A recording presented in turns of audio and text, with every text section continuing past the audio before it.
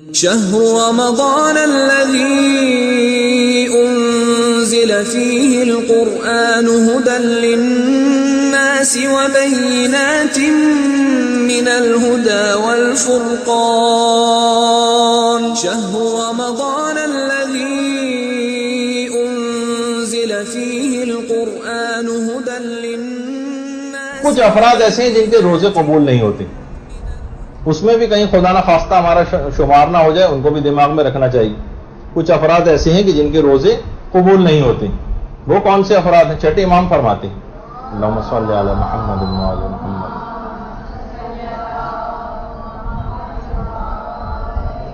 کہ وہ شخص جو اپنے امام کی مخالفت کرے.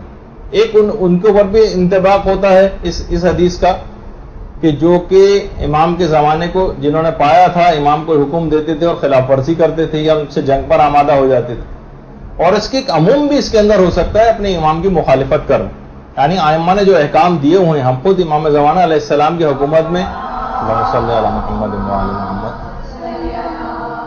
وقت گزار رہے ہیں، تو جتنے احکامات ہمارے پاس موجود ہیں ان پر اگر ہم عمل نہیں کر رہے ہیں، مخالفت کر رہے ہیں اور صریحاً مخالفت، تو پھر ایسے افراد کے روزے قبول ہونے بہت مشکل ہیں، جن کی اکثر زندگیاں پوری زندگیاں اس سلسلے میں امام کی مخالفت میں بسر ہو رہی ہیں.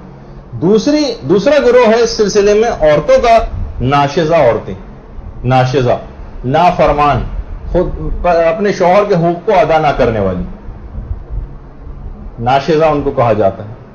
مثلا معمولی بات پہ لڑ جھگڑ کر مثلا اپنے میکے چلی گئی، شوہر سے بات چیت بند کر رکھی، یا کوئی بھی اس طرح سے جو نافرمان ہیں،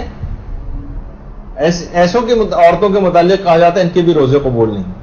تیسرا گروہ ہے نافرمان، جو والدین کی نافرمانی کرنے والے افراد، اپنے ماں باپ کو ناراض کیا ہوا ہے، ان کو تکلیفیں پہنچا رہے ہیں، ان کو اذیتیں پہنچا رہے ہیں، ان کو زبان سے ایسے جملے کہہ رہے ہیں جس سے ان کی توہین ہوتی.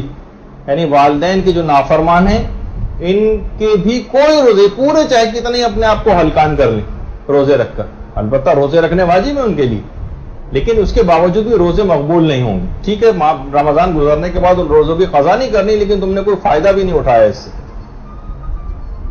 تو ہاں، صرف ایک طریقہ کار یہ ہے کہ اگر یہ افراد